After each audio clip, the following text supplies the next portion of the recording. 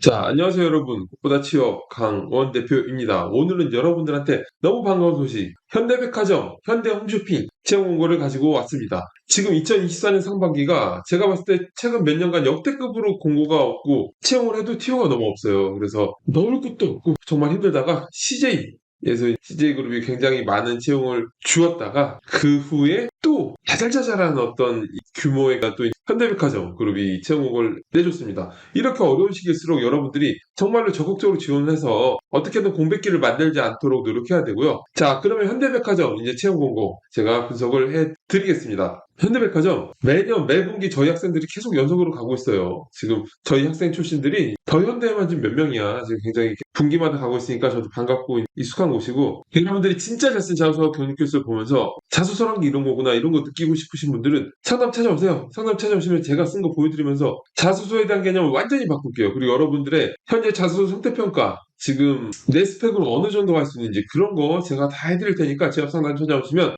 좋을 것 같습니다. 그러면 여러분들의 구독과 좋아요가 저한테 큰 힘이 되니까 구독, 좋아요 바로 눌러주세요. 자, 바로 진행할게요. 현대백화점. 제가 이제 현대백화점 굉장히 좋아하는 게 제가 현대창 본사를 다녔었잖아요. 근데 이제 그때 범현대가들은 범현대가라고 할게요. 그런 곳들은 현대가 붙어있는 회사들은 현대백화점 직원카드를 줘요. 물론 완벽한 현대백화점 그룹하고는 조금 다르긴 한데 혜택이 어쨌든 현대백화점을 그 이후로 굉장히 많이 이용하고 있습니다. 10% 할인 뭐 이런 것들이 있어가지고 이용을 하고 있어서 너무 반가운 곳인데, 현대백화점 그룹은 1971년에 설립됐고 유통사업과 패션, 뷰티, 종합식품, 투탈리빙, IT, 렌탈, 여행, 선택적 복지, 건설 장비 등등 사업 영역을 확대하면서 종합생활문화기업으로 성장하고 있어요. 현대백화점 굉장히 핫하죠. 판교의 현대백화점 경기도권에서 매출이 탑인 곳이라고 알고 있고, 그리고 더현대 말할 게 없죠. 더현대에서만 볼 수 있는 특별한 경험, 특별한 브랜드들. 물론 저는 이제 아이를 키우다 보니까 이제 너무 복잡해요. 그래서 못 갔는데 이번에 어떤 직무를 뽑을까요? 현대백화점하고 현대홈쇼핑으로 나누어서 이제 채용이 진행되는데, 영업관리, 마케팅, 경영지원, 글로벌로 현대백화점을 뽑고 있고요. 그리고 홈쇼핑은 영업지원, MD, PD, 경영지원을 뽑고 있어요. 글로벌 직무의 경우에는 영어, 스페인어, 프랑스어를 제일 언어로 사용하는 국가에서 5년 이상 체류 경험이 있는 분을 모집합니다.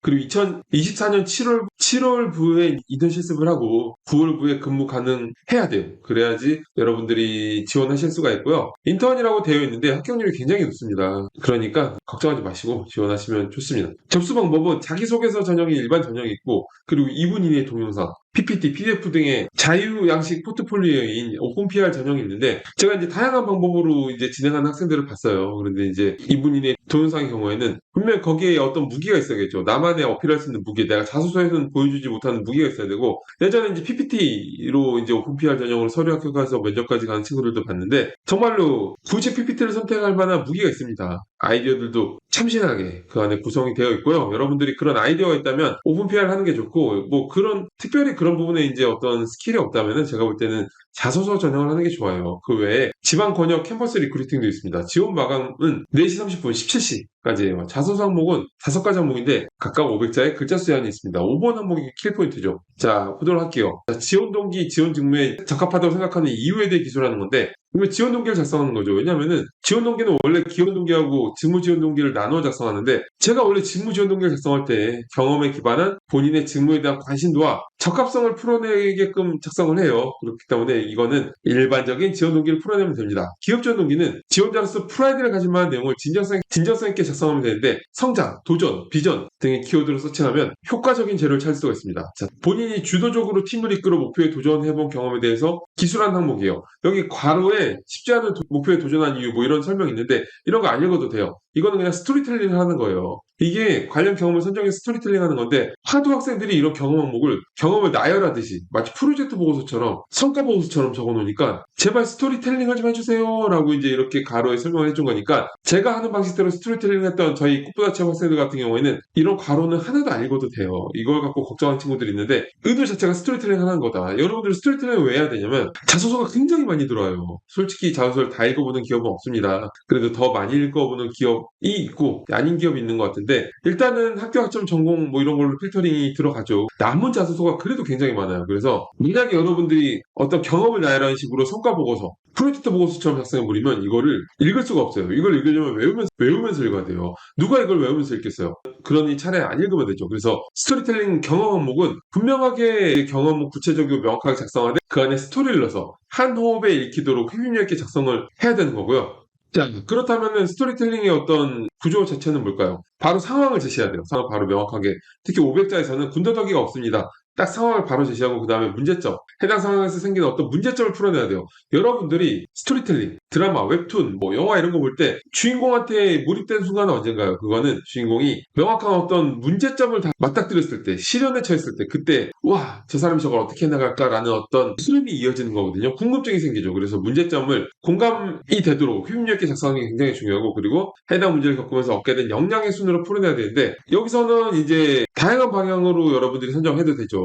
이거를 팀이란 얘기가 나왔다고 협업했던 경험을 써야 된다고 생각하는 친구들이 있는데 그게 아니죠. 다양한 방향으로 풀어낼 수가 있죠. 추진력, 책임감, 커뮤니케이션 역량 등 다양하게 전개를 해도 되죠. 항목 봐요. 항목 자체가 포괄적이죠. 그런데 4번 항목에 협업 경험을 요구하는 항목이 있기 때문에 여러분들이 여기서 커뮤니케이션 역량이나 팀 활동을 어필하는 것은 좋지가 않습니다. 제가 볼 때는 저희 꽃보다치 학생들이라면 컨설팅에서 만든 마트 자료에서 장점을 작성한 추진력을 풀어내면 가장 알맞습니다. 자, 그리고 다음 항목. 다른 사람들이 당연하게 여겨 의식하지 못했던 비효율적인 것에 대해 문제를 제기하여 해결한 경험에 대해 기술하는 항목인데 이것도 마찬가지로 관련 경험 스토리텔링 하는 항목. 본인이 스토리텔링을 명확하게 했다면 괄호 안에 이 얘기는 그만 신경 써도 돼요. 자, 저희 꽃보다치 학생들 같은 경우에는 저희 마스터에서 기존의 제도와 시스템을 개선했던 경험을 작성하면 돼요. 자, 서로 다른 사고방식이나 환경을 가진 사람들과 과제를 수행하면서 팀워크를 형성하기 위해 노력했던 경험에 대해 기술하는 항목입니다. 이것도 가로는 신경 쓰지 말고 관련 경험을 선정해서 스토리텔링 하면 되는데 이런 항목을 잘못 쓰는 학생들이 굉장히 많아요. 단순히 아이디어를 내서 해결하는 방향으로 작성하는 학생들이 있거든요. 생각해보세요. 팀워크, 협업, 갈등 이런 얘기가 들어갔다면 분명하게 우리가 여기서 어필해야 될 거는 커뮤니케이션 역량이죠.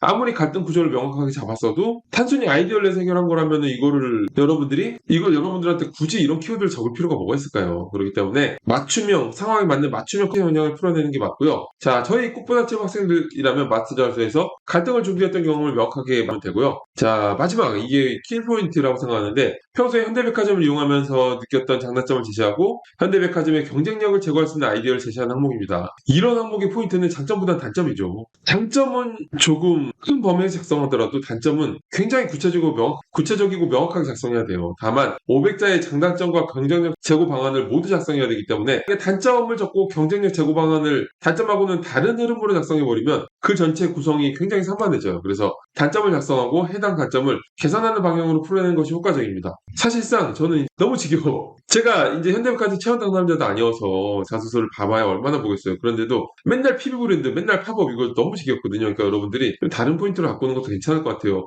온라인몰 있잖아. 온라인몰에 작성할 게 얼마나 많아요. 물론 저희 콘서팅 하는 학생들한테는 온라인몰 얘기를 좀 구체적으로 해드렸지만 유튜브에서 그렇게 얘기를 하면 조금 아쉽죠. 조금 저희 학생들이 서운한 게 생기겠죠. 그래서 이렇게까지만 말씀을 드리고 자, 오늘 어때요? 현대백화점 채용 공고를 같이 봤는데 여러분들이 진짜 잘 쓴 자소서와 경력기술 보면서 와 이게 자소서구나 하고 놀라고 싶으신 분들은 상담 찾아오세요. 상담 찾아오시면 깜짝 놀랄 거예요. 자소서에 대한 개념이 완전히 바뀐다. 그리고 여러분들의 직무 설정, 취업 방향성 설정, 전략 설정, 스펙 평가, 자소서 상태 평가 상담 오시면은 취업에 대한 궁금증이 100% 풀리실 거예요. 자, 저도 여러분들하고 얼굴을 맞대고 상담할 수 있는 시간이 찾아왔으면 좋겠습니다. 저는 오늘 이걸로 마치겠습니다. 여러분 감사합니다.